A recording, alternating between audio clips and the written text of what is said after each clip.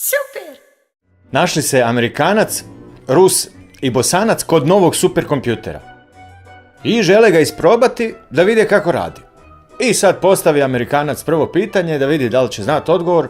I superkompjuter za sekundu izbaci, manje milisekundu izbaci sve odgovore, sve što treba. Uđe Rus u tu prostoriju i postavi pitanje malo teže, ajmo reći, superkompjuteru, a ovaj izbaci u 2 milisekunde sve što automatski sve odgovore da.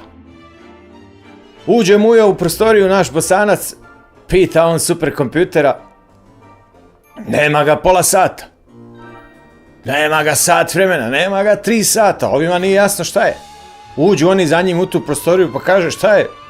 Ha, kompjuter fućka, hoće eksplodira, skoro se nije zapalio, neće, ne znamo šta je.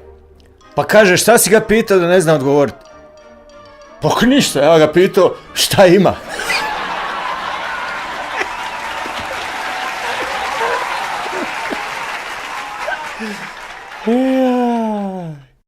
Super!